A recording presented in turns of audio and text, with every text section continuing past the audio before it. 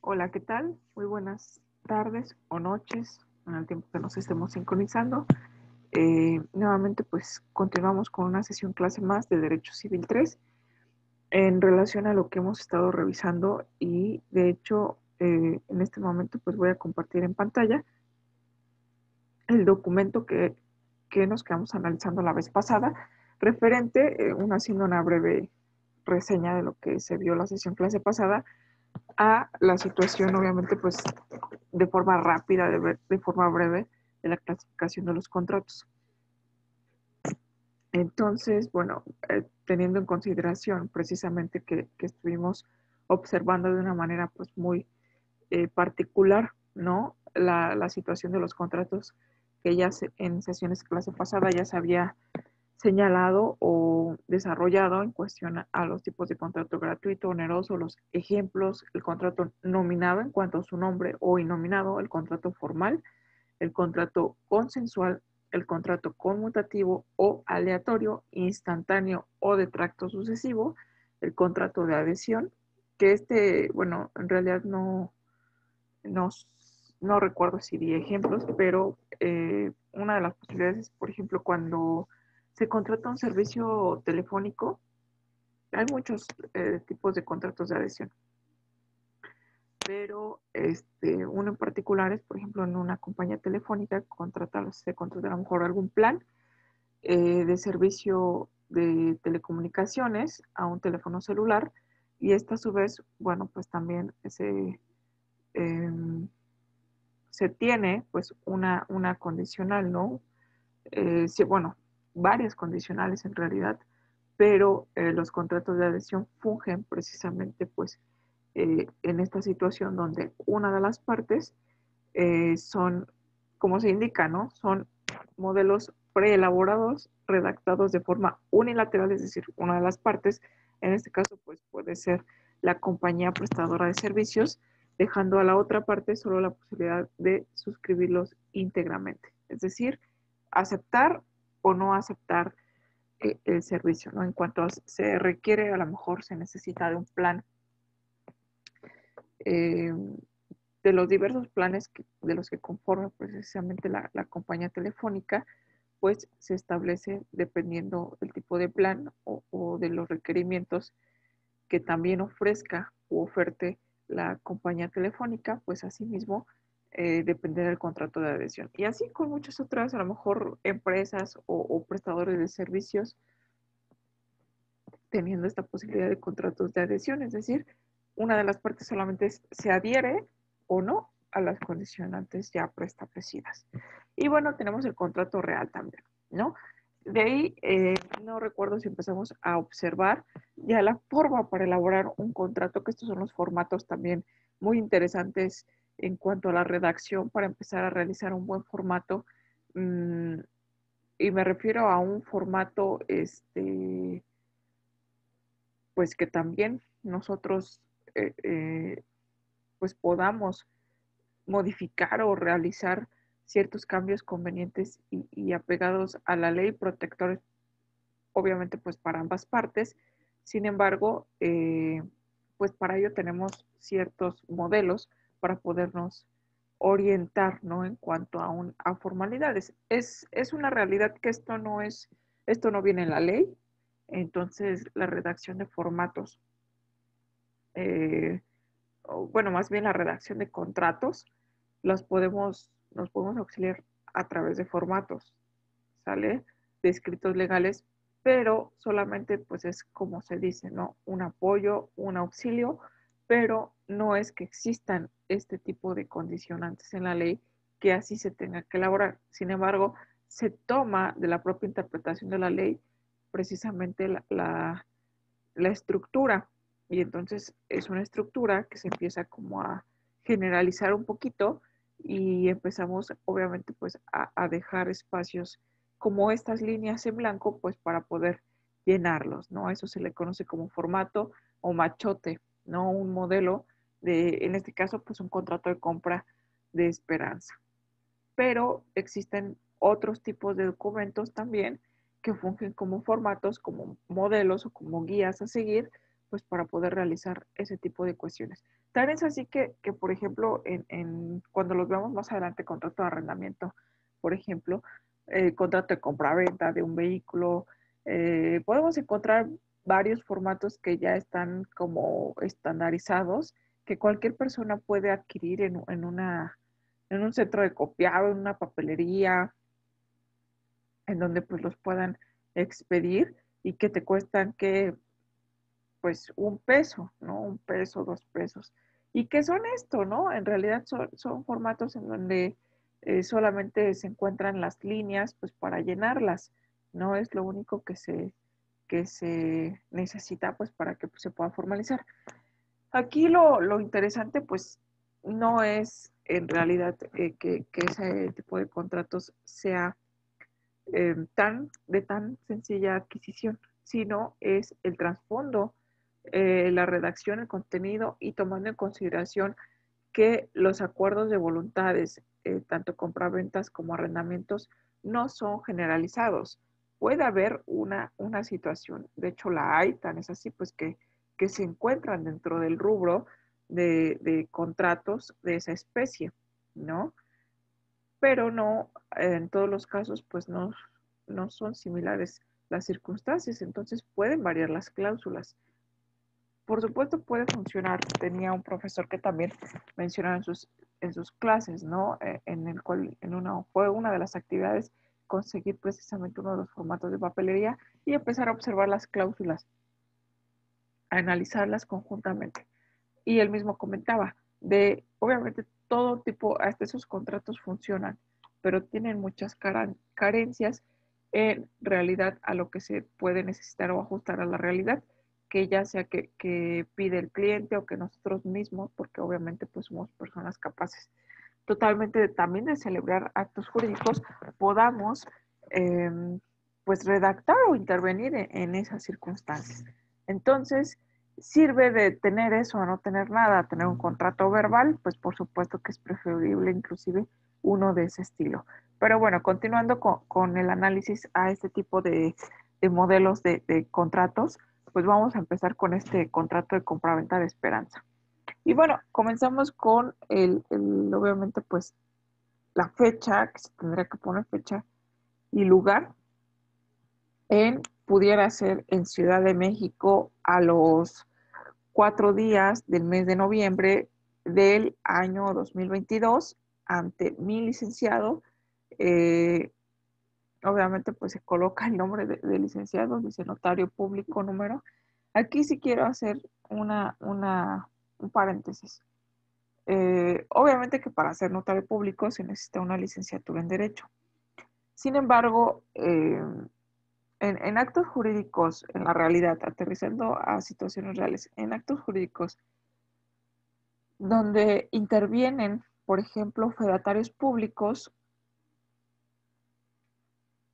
lo que se hace en realidad ante la intervención de un notario público es que el propio notario haga el instrumento, porque él es el que está dando la certeza, la legalidad del acto jurídico que se está celebrando. Entonces, no es que no se pueda este tipo de acontecimiento que están ustedes viendo en pantalla, sino que obviamente pues al tener esa potestad o esa fe pública que tiene un notario público, por supuesto que serviría mejor como un instrumento público, una escritura pública, un contrato público. ¿Por qué? Porque se le está imprimiendo la fe pública que ostenta ese notario. En cambio, lo que ustedes están viendo en pantalla, pues es un formato de un contrato de compra de esperanza eh, privado. Es más, bueno, vamos a ver, atender al contenido, pero eh,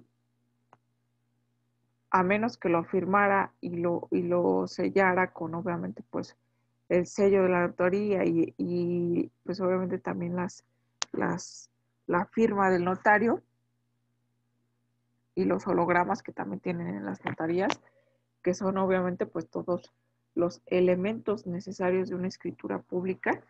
En ese momento se convertiría, aunque sea este formato, pues en un documento público, en una escritura pública.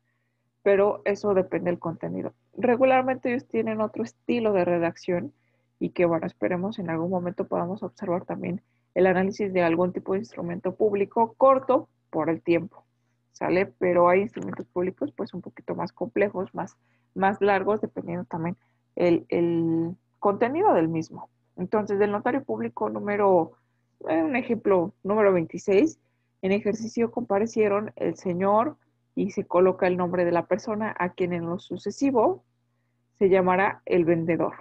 Mexicano, originario de, por ejemplo, Guadalajara, de 45 años de edad, ocupación comerciante, al corriente en el pago del impuesto sobre la renta con registro federal de causantes o también registro federal de contribuyentes, que es el famoso RFC.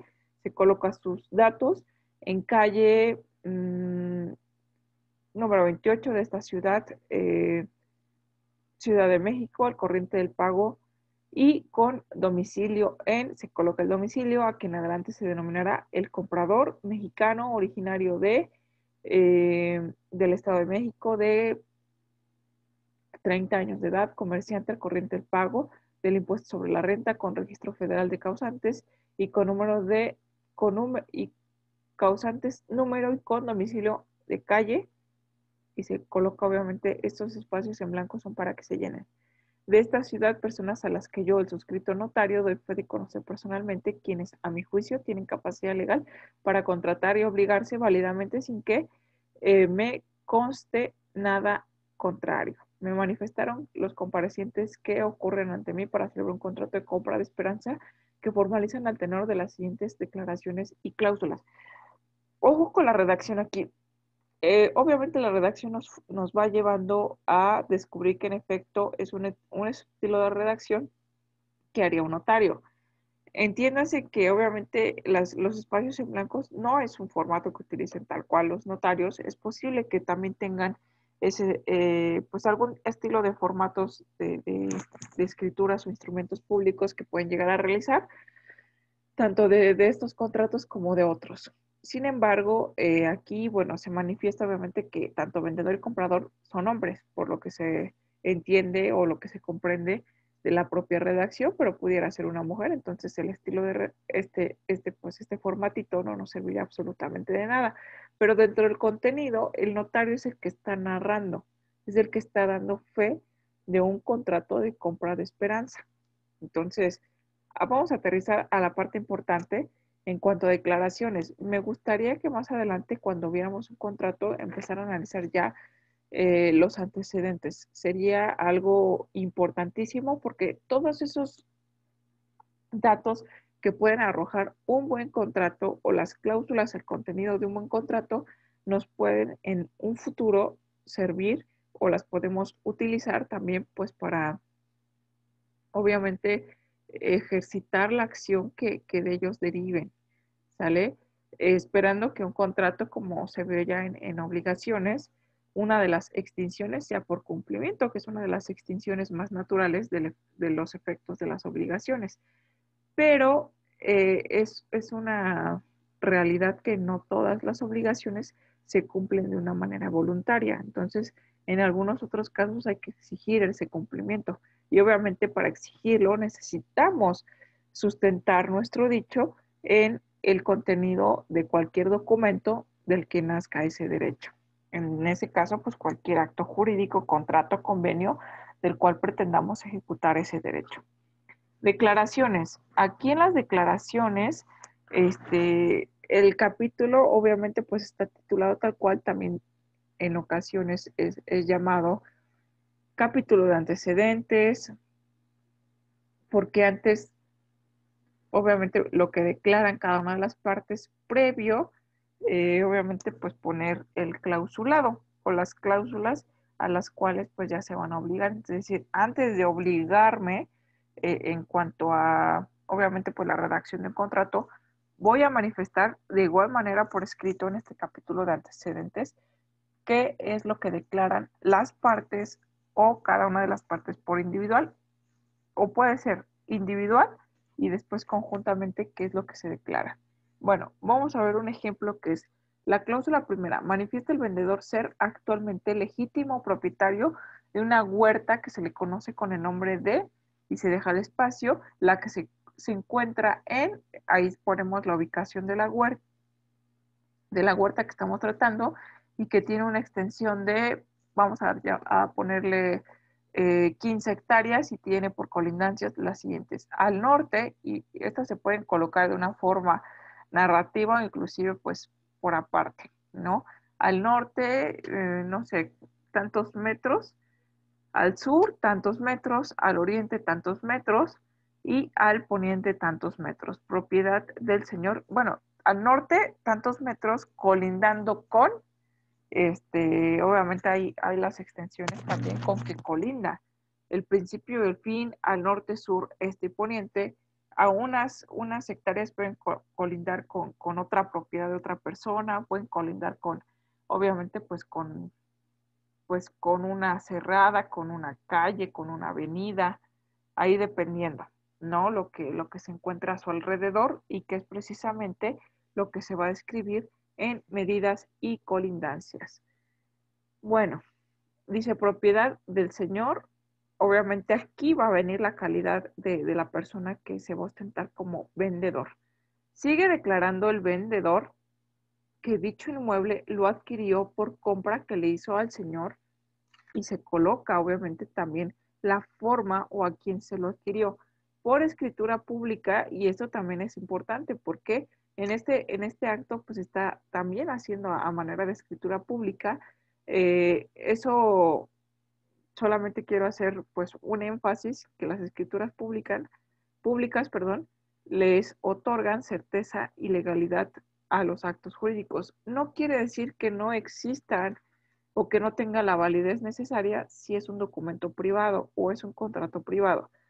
Pero, por supuesto que al tener fe pública, como repito, se convierte en una escritura pública porque un fedatario está constatando la fe de la voluntad de las partes, y evidentemente, pues, tan es así que está apoyando en realizar el contenido de el propio acuerdo de voluntades, ¿no? Entonces también, ¿no? Que se habrá adquirido por escritura pública de fecha tal, otorgada por el notario público número tal, el licenciado tal, de esta municipalidad, inscrita en el registro público de la propiedad y el comercio de esta municipalidad, correspondiéndole los siguientes datos. Y aquí se coloca, obviamente, pues cada escritura pública se realiza con un número de volumen, de folio y pues números asignados de forma específica, en fechas específicas, que son únicos y que solamente pues son los únicos documentos que van a estar, eh,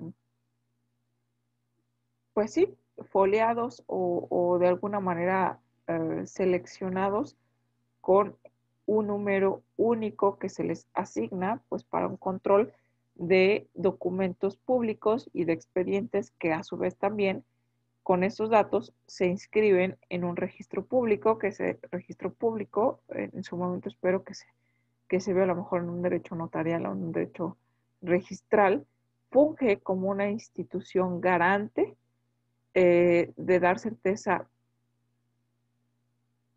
legalidad y publicidad, sobre todo porque esa es la finalidad de un registro público, ya sea de la propiedad, ya sea del comercio, a los actos civiles o mercantiles. Por eso se menciona, ¿no? Esta pequeña separación entre registro público de la propiedad o registro público del comercio. Anteriormente, pues bueno, era una situación en donde se inscribían en el mismo registro, pues actos de comercio o actos civiles, meramente, solamente que pues tienen obviamente también su separación y sus apartados. Ahora bien, dice más abajito que dicha propiedad y sus frutos se encuentran libres de todo gravamen y al corriente el pago de las contribuciones prediales, justificándolo primero con un certificado de libertad de gravámenes expedido por el Registro Público de la Propiedad del Comercio, la, bueno, obviamente pues también, y completar lo subsecuente. Y lo segundo por recibo de pago del bimestre, los cuales doy fe de tener a la vista y agrego el apéndice de mi protocolo con el número de escritura y bajo la letra A y B respectivamente. Segunda, bueno, aquí ya la segunda, la viene un poquito más grande, sigue manifestando el vendedor que en el inmueble escrito, antes descrito se encuentran, se describe todo lo que se quiera describir en esta cláusula porque son manifestaciones. ¿Qué se encuentra? ¿Qué se encuentra a lo mejor de bienes muebles dentro de la propiedad? ¿Qué construcciones? Eso es todo lo que se tiene que manifestar y obviamente que sean datos necesarios, que sean datos específicos que ayuden también al intérprete, al lector, sobre todo al comprador, a saber las condiciones que por escrito se otorgan ante esas circunstancias. Tercera, sigue manifestando el vendedor que pues lo que se quiera agregar, ¿no? Entonces, lo que se quiera manifestar, lo que sea necesario. Por ejemplo, no existe hipoteca, no existe algún tipo de gravamen, de algún tipo de servidumbre. En cuanto a servidumbres y gravámenes, se observan en las sesiones clases pasadas que hemos estado analizando ejemplos, por ejemplo, la servidumbre de paso, ¿no? La servidumbre de acueducto. Entonces, pudiera ser una manifestación o que se encuentra grabada o que se encuentra libre de gravámenes de ese estilo o de ese tipo. Y así, no es necesario, como repito, esto no es un formato universal, en realidad nos está dando un ejemplo o una pauta que nosotros podríamos seguir respecto a la narrativa o a la redacción o a qué se tendría que poner. Ese es un ejemplo de ellos y por supuesto que en una línea tan pequeña pues no podría manifestar eso. Entonces, lo que sigue pues es una modificación. Si es el notario mismo quien lo está realizando, el personal de la notaría, por supuesto ellos son los que se encargan de esas circunstancias y solamente pues otorgan a revisión ciertos datos para que se pueda apreciar que son correctos y no exista ningún tipo de error en la escritura pública, porque como se puede apreciar, se está dando fe de esa circunstancia. Y si hay algún tipo de errorcito, bueno, pues evidentemente, ¿a qué me refiero con errorcitos? De repente existen errores que es a lo mejor bastante común que pueden existir en cuanto a los nombres de los intervenientes, vendedor, comprador o inclusive de ambos. Al mencionar error, me puedo ir con inclusive pues un simple error de dedo que se fue una letra, que se comieron una letra, eh, que el nombre no esté bien escrito, sin embargo pues que se refieren a la misma persona. Entonces sabemos o al menos si no con esa seguridad, téngala en este momento que cualquier dato que esté mal, aunque no sea pues de una forma intencional, que sea por un error humano, en algún tipo de documento legal o público, por supuesto que se suspende, inclusive se puede suspender o puede llegar a la suspensión de los efectos jurídicos de ese contrato o de esa escritura o de ese acto jurídico. ¿Por qué? Porque los datos no son correctos, a lo mejor quien dice llamarse de tal forma, quien viene a reclamar ciertos derechos, no es la misma persona que aparece en pues en el contrato, toda vez que obviamente pues su identificación oficial no coincide en los datos con la persona que aparece, ¿sale? Entonces, existen además, si llegan a existir en cuanto a nombres de personas, este, homónimos. ¿Qué es un homónimo? Es obviamente también una persona distinta que puede tener los mismos nombres y o apellidos que otra persona y de forma pues totalmente legal, ¿no? Por coincidencia, por azares, lo que sí no puede tener, pues obviamente pues es el mismo CURP, que el CURP ya tiene precisamente pues aquel formato de identificación única, ¿no? De nosotros como población. En este caso, pues en México es uno de los documentos, pues también más utilizados e indispensables, pues para que los datos empiecen a variar, ¿no? Y no nada más nos guiemos con el nombre. Asimismo, pues también se les asigna o se nos asigna pues otro tipo de datos únicos e irrepetibles, como lo puede ser el RFC, como lo pueden ser eh, una clave de lector, como lo pueden ser algunos otros datos que son únicos y que sirven obviamente para identificar a una de las personas. Entonces, por eso repito que es muy importante que los datos ya sea en un contrato público, en un convenio privado o en un contrato privado también, pues se tiene que verificar precisamente la veracidad de esos datos, pues eh, para que no exista ese tipo de confusiones, ¿no? Que también se pueden aclarar, pero bueno, en lo que se aclara puede ser todo un tema, ¿no? Que puede pasar pues ciertos días, alargar ciertos procesos o procedimientos o simplemente pues frenar otro tipo de actos jurídicos que pueden ser secundarios o dependientes del que se intenta aclarar. Entonces, bueno, la importancia también de poner los datos de forma correcta o de asegurarnos antes de las firmas, antes de que surtan los efectos que tengan que surtir, que obviamente pues los datos se encuentren escritos de una forma correcta.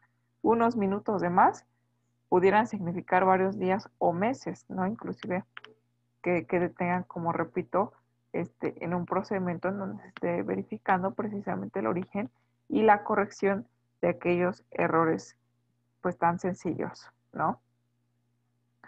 Dice, bajo el conocimiento anterior, las referidas partes manifestaron que han acordado un contrato de compra de esperanza, el cual se sujetará al tenor de las siguientes cláusulas. Ahora sí viene el capítulo del clausulado, que es que ustedes están observando también en pantalla, un ejemplo del capítulo clausulado. Primera, el vendedor en el acto se obliga a transmitir la propiedad de todos los frutos que lleguen a producir pues la cosecha, ¿no? O la huerta, ¿no? Dicen la cantidad de y se coloca el precio. Primero, bueno, después del signo de pesos, por supuesto que se tiene que colocar el número y entre paréntesis se estila, obviamente, pues escribir la cantidad que se colocó el número, pero en letra. Para que no exista esto, obviamente, pues va de la mano, para que no exista mayor tema en cuestión a que hubo un error también en cuanto a los números, ¿no? Y que se escriba de esa manera. Segunda, el comprador por su parte está conforme con la obligación que se ha impuesto el vendedor y a su vez se obliga a pagar en este acto la cantidad antes mencionada en la cláusula 1 o en la cláusula primera. Yo sugeriría que colocáramos entonces en la cláusula primera.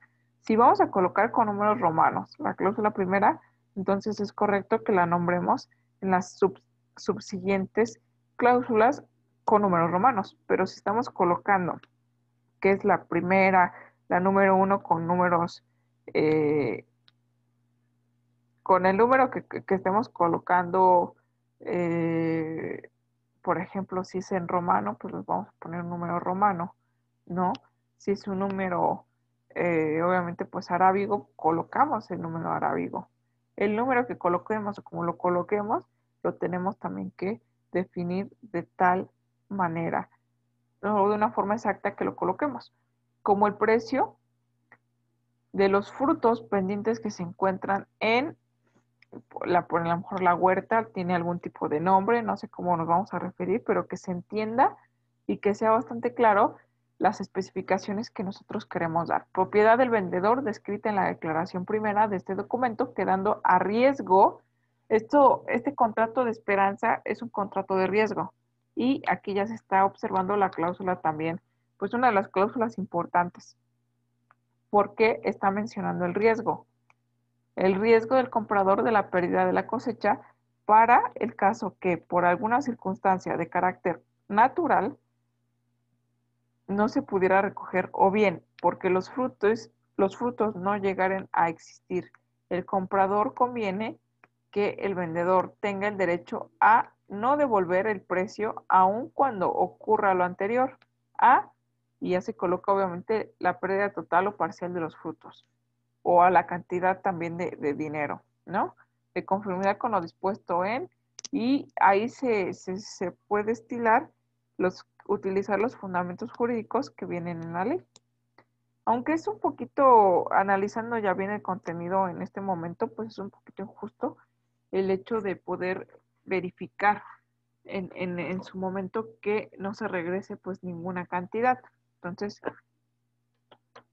a lo mejor una cantidad pactada, entiendo que existen riesgos, pero, o a lo mejor gastos, ¿no? Que se realizaron por parte del vendedor para la cosecha y obviamente pues ya no existen. Eh, pues que no existe algún tipo de reembolso, tampoco no sería algo justo, ¿no? Si se pacta, es posible que se entregue una parte y que, bueno, se corre el riesgo por situaciones ajenas a las partes, es decir, situaciones naturales, que no exista, pues obviamente una cosecha que sea el fruto de este contrato de esperanza. Por eso se dice contrato o por eso se denomina contrato de esperanza, porque no se existe la certeza de que se llegue a culminar o a completar. Seguimos analizando este mismo formato y en la cláusula tercera indica que el vendedor se obliga a tener el cuidado necesario a los árboles frutales a fin de que se obtengan las condiciones óptimas para la cosecha. La cláusula cuarta. Los gastos de recolección y transporte de los frutos objeto del presente contrato son por cuenta del comprador. Quinta. Manifiestan los contratantes que están conformes en pagar por mitad los gastos de escritura y registro del presente contrato. Y ya menciona casi para terminar, yo, el notario, doy fe y aquí es donde está haciendo la manifestación de su fe pública. Primero, de la veracidad del acto. Segundo, de que conozco personalmente a los comparecientes a quienes considero con capacidad civil necesaria para otorgar el contrato de compra de esperanza que se hace mención. ¿A qué se refiere esta circunstancia de capacidad civil? Es la capacidad jurídica que nos estipula el Código Civil. Entonces, que no están impedidos para ejercer pues los derechos o las obligaciones por uno mismo, ¿no? Y eso obviamente pues quiere decir que no son personas eh, incapaces, ¿no? Menores de edad o mayores de edad interdictas o algún tipo de circunstancia que les pueda menoscabar esa facultad para poder celebrar este tipo de actos jurídicos. Entonces, menciona en la cláusula, bueno, en el apartado número 3, de que en mi presencia el señor fulanito de tal entregó la cantidad de, obviamente pues se hace la entrega en dinero o en efectivo, por supuesto que el notario va a dar fe, certeza de ello, ¿no? Toda vez que pues está haciendo en su presencia. Y se estila, repito, pues colocar el número y colocar la cantidad con letra entre los paréntesis que encontramos justo más adelantito, justo de forma subsecuente a la cantidad escrita con número. Como precio de los frutos comprados. La siguiente. 4. De que se cumplieron los requisitos que señalaron en el artículo tal de la ley del notariado vigente para el Estado. Y quinta, de que leída que les fue por mí el notario esta escritura a los otorgantes haciéndoles saber sobre el derecho que tienen a leerla por sí mismos y explicándoles el alcance y los efectos legales de la misma, la ratifican y firman ante mí hoy mismo el día de su otorgamiento. Y hasta abajo la plena oración de doy fe. Entonces, cerrando con la fe de todo lo manifestado con anterioridad, con esa, pues con ese sello, ¿no? Y bueno, vienen las rúbricas o las firmas también, ¿no? Que se mencionan pues en ese instrumento, porque es un instrumento público, al cual se le va a asignar obviamente pues su número de identificación único, para que se pudiera inscribir también en el registro público, o sencillamente conste en ese sentido. Regularmente los actos celebrados ante notarías, eh, o con apoyo de notarios, por supuesto que casi de forma automática ese es el proceso que tienen que seguir. El notario se encarga de todas las gestiones necesarias para que cubran pues todo lo que marca la ley, ¿no? Porque también el notario, pues una de sus características es que se cumplan las formalidades que requiere y exige la ley. En cuanto a que se encuentra al corriente de impuestos, todo lo que está declarando pues tiene que ser cierto. Y el notario también es uno de los que eh, pues brinda ese apoyo para dar esa certeza y esa legalidad a los actos jurídicos en los cuales se está interviniendo por parte de él. Bien, entonces, rúbricas, el sello de autorizar, repito, es el sello prácticamente de la notaría, que son también particulares, que son también, pues, únicos y que obviamente, pues, están incluso hasta inventariados, ¿no? Por parte también de un colegio de notarios que, eh, pues, se regulan este tipo de lineamientos a través de la ley del notariado, como ya se especificó.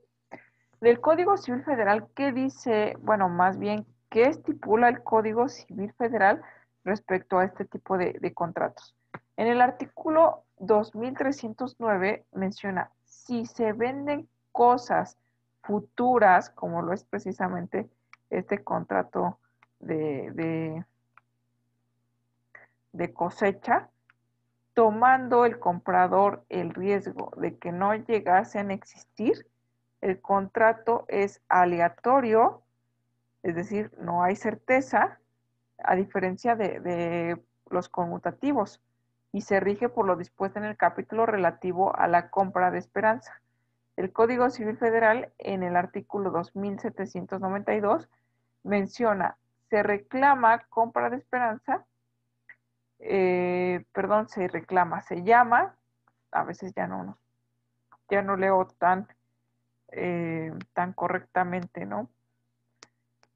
Se llama compra de esperanza al contrato que tiene por objeto adquirir por una cantidad determinada los frutos que una cosa produzcan en el tiempo fijado, tomando el comprador para sí el riesgo de que esos frutos no lleguen a existir, o bien los productos inciertos de un hecho que puedan estimarse en dinero, el vendedor tiene el derecho al precio aunque no lleguen a existir los frutos o productos comprados, porque repito, al final pues es un contrato de riesgo, un contrato aleatorio en el cual no se sabe y el riesgo en general o en su mayoría es para el comprador. Compraventa. La compra de esperanza y compra de cosa futura. Compraventa de cosa futura o compraventa de esperanza están regulados en el artículo pues 2792 al cual ya le hemos dado lectura. El contrato de compraventa de esperanza recae sobre cosas futuras, frutos de una cosa o productos de un contrato de compraventa, perdón, de un hecho, tomando el comprador para sí el riesgo que no llegaren a existir los frutos o los productos del hecho, por lo tanto, o bueno, por lo que se deduce que se trata de cosas accesorias. Compra de cosa futura, también llamada esperanza, consiste en la venta de cosa principal futura, tomando el comprador para sí el riesgo de que no llegue a existir.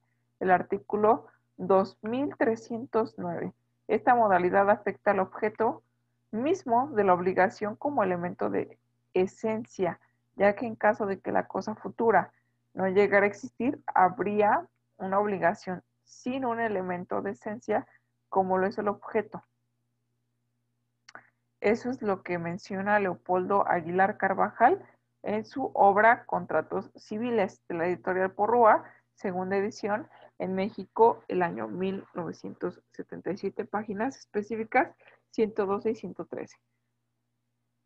El contrato de compra de esperanza. ¿Cuál es el concepto? Bueno, el concepto es el contrato que se tiene por objeto o como objeto adquirir por una cantidad determinada los frutos de una cosa que produzcan en un tiempo fijado, tomando el comprador para sí el riesgo de que estos frutos no llegasen a existir o bien los productos inciertos de un hecho que puedan estimarse en dinero, y esto referente en los artículos 2792 del Código Civil.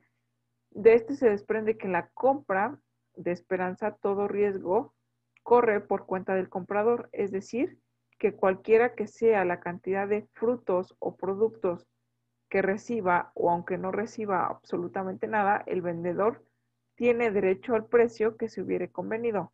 Esta circunstancia constituye una excepción a lo dispuesto por el artículo 1794, pues el legislador permite que en estos casos el contrato exista a pesar de que en algunas ocasiones pueda ser que no haya objeto. Es totalmente legal, ¿no? Menciona, a veces pudiera parecer injusto en el cual pues el comprador no obtuvo absolutamente nada dentro de un contrato de compra de esperanza. ¿Por qué? Porque no se dio la cosecha, no se dio la cosa futura, y que no reciba absolutamente nada cuando ya se entregó pues él una parte o una especie de adelanto, o inclusive pues ya hubiera cubierto la mitad o totalidad de los productos que no ha recibido ni recibirá en su momento, porque no se originaron, ¿no? Porque es la parte aleatoria de la que se refiere el código o la ley. Menciona, las disposiciones de la compraventa deben aplicarse a la compra de esperanza, salvo lo que se oponga a la naturaleza especial de esta. Esto se menciona en el artículo 2793 del Código Civil. Y también el concepto, obviamente que antes leí, lo menciona Ricardo Treviño García en su obra Los contratos civiles y sus generalidades, serie jurídica, quinta edición, en México, y la editorial es McGraw-Hill. Las páginas en específico 653, 54 y 59, en donde se coloca esta información, que también estamos haciendo uso o referencia de la misma. Vamos a el contrato de compra-venta con reserva de dominio. Vamos a recordar que estos son formatos, que la redacción puede cambiar, que las circunstancias pueden ser diferentes, y en este caso se menciona que el contrato que celebran por una parte fulanito de tal, a quien en el curso de este contrato se le denominará el vendedor, y por la otra también perenganito, a quien en los recibos se le denominará el comprador, bajo las siguientes condiciones. Cláusulas. Aquí ya va directamente a las cláusulas. En este formato no existen declaraciones, y esto, que exista un capítulo de antecedentes o declaraciones, no es obligatorio, la ley no señala como obligatorio, pero sí existen información importante que se tenga que conocer previo al capítulo de cláusulas, pues yo considero necesario colocar ese apartado. Si no existe, por la naturaleza del mismo, por la simplicidad del acto jurídico, por la razón que podamos, que se nos pueda ocurrir que sea totalmente válida, sencillamente no se coloca y vámonos directamente a las cláusulas. ¿Sale? Que las cláusulas sí son pues parte esencial de un contrato, porque si no, pues ¿cuál es el origen? ¿No? La obligación o las contraprestaciones, perdón, que las partes pues están obligando cada una de ellas. En una tenemos la primera, que el vendedor vende y el comprador compra los siguientes efectos: bienes muebles o inmuebles. El precio de los descritos en la cláusula anterior será respectivamente de, se coloca la cantidad de número y letra, siendo en consecuencia el precio total de esta operación la compra la cantidad de tal cantidad.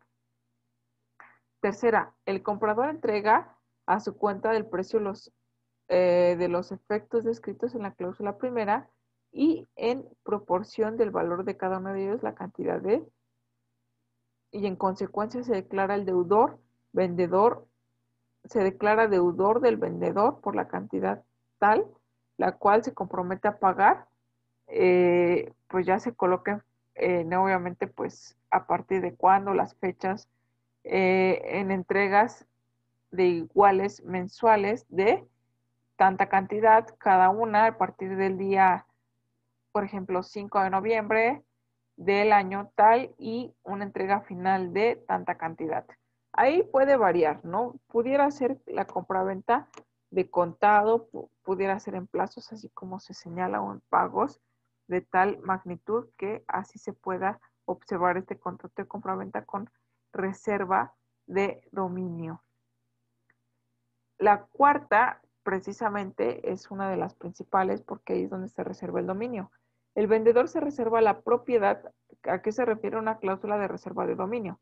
La reserva de la propiedad de los efectos vendidos a que se describen en la cláusula primero de este contrato, mientras el comprador no satisfaga al total e íntegramente el saldo del precio aplazado y en consecuencia el comprador se obliga a no trasladar del domicilio consignado en la cláusula 11 de este contrato, ni vender, ni arrendar, grabar o afectar o reformar dichos efectos sin el previo consentimiento por escrito del vendedor, así como responder de la pérdida, destrucción o de los daños que se sufran por cualquier causa los bienes vendidos.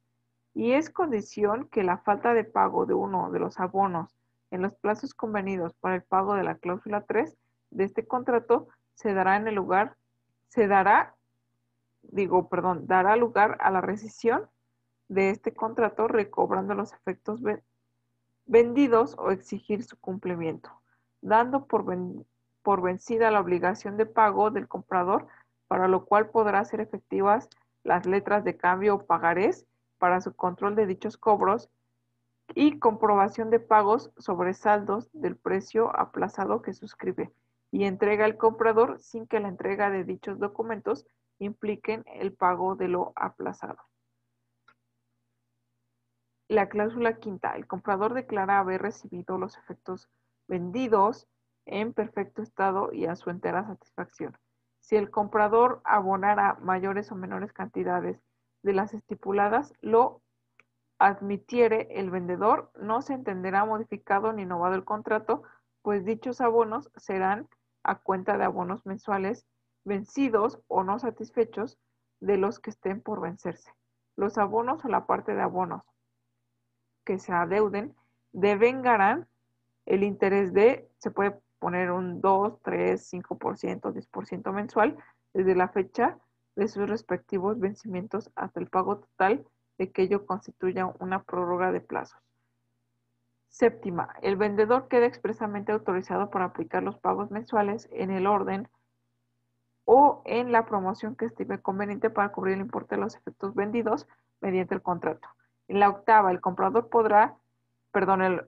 notificará al vendedor tan pronto como le sea posible de cualquier daño, desperfecto, rotura o accidente de cualquier clase que sufran los efectos vendidos. Su declaración en concurso de acreedores, suspensión de pagos o quiebra anticipadamente sus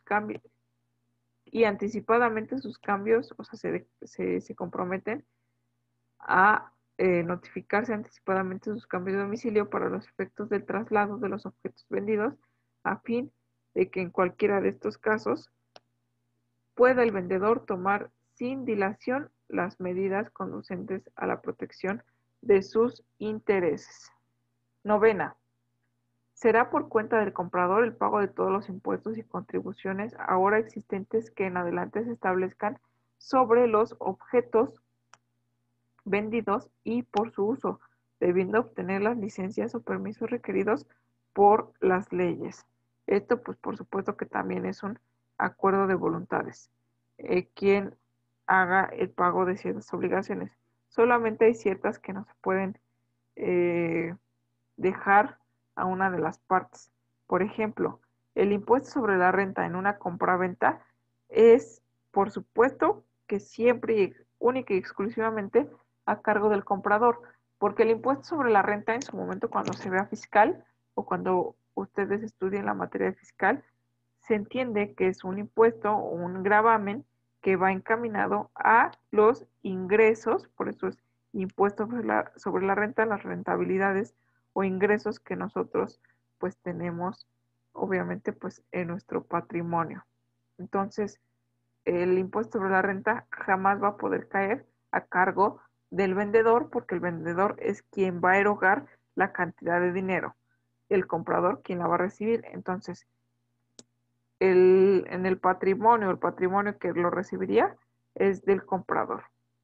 En cambio, por ejemplo, el impuesto al valor agregado, ese sí lo eroga, pues quien lo está también eh, pues adquiriendo o comprando, ¿no? Obteniendo ese servicio. Entonces, esa es la cantidad por lo que se dice que los, los pagos, ¿no? El consumidor, pues al final también paga ese impuesto al valor agregado. Décima. En caso de optar por la rescisión, el vendedor recibirá por concepto de renta de los efectos materia de esta compraventa, las cuales se fijan por perito designado por las partes.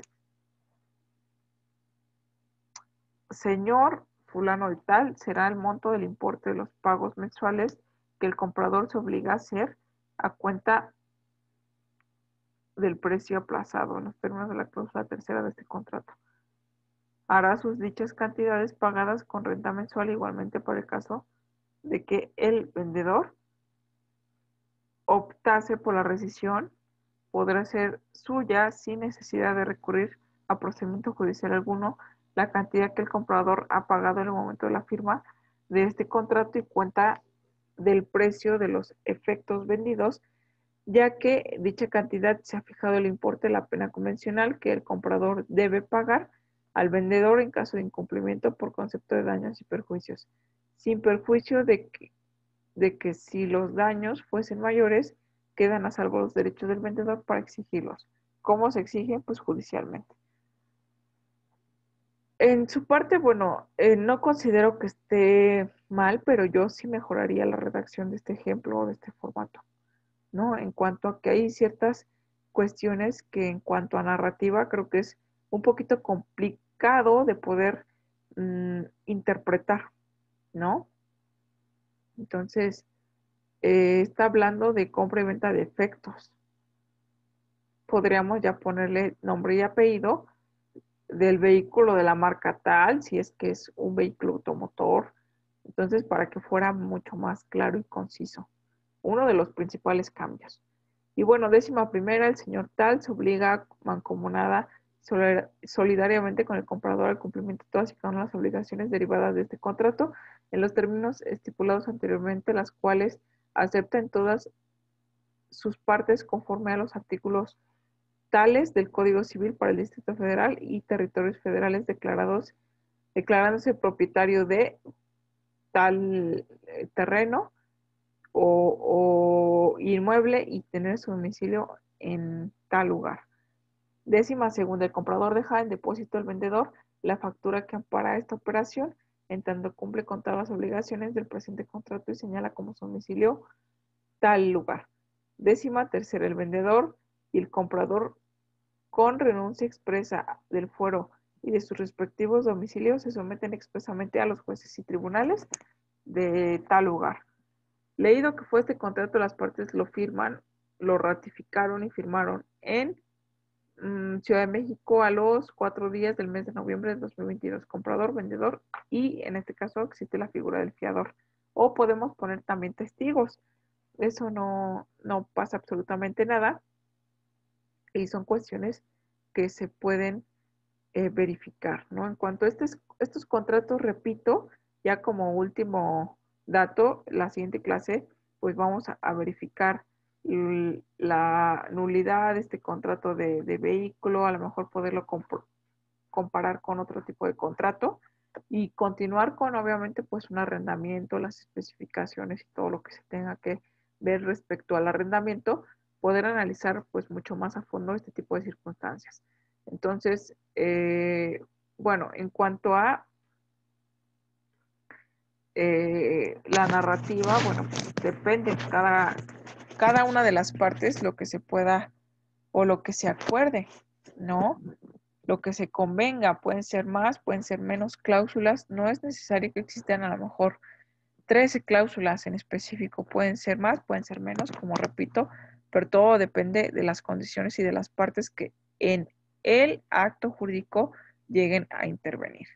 Bueno, pues hasta aquí lo dejamos. La próxima sesión clase vamos a continuar con todo este análisis en cuanto a contratos ya en lo particular, el análisis de cada uno de ellos y mientras tanto pues estemos al pendiente de la plataforma para observar nuestras actividades y los invito a que sigamos cumpliendo con las mismas. Entonces, bueno, pues un gusto nuevamente estar con ustedes y nos vemos la próxima sesión clase o la próxima semana.